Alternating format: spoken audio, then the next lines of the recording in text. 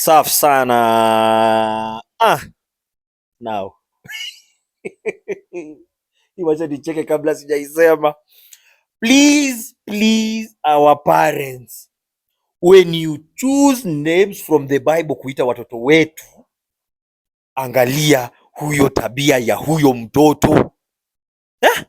Tell me why Elijah na Samson wamenipiga tero kwa barabara.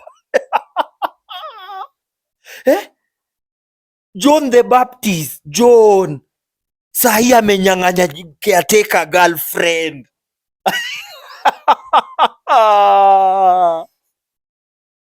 Hapana. No, this must stop. You guys, ati nani? David. Na huyo kijana hata kwa shule hapati kitu yoyote. He's getting zeros and everything. Please. Mutafutie jina huko, hata muite sijui nini, Shivalavandu. Lakini msiharibu jina za kanisa.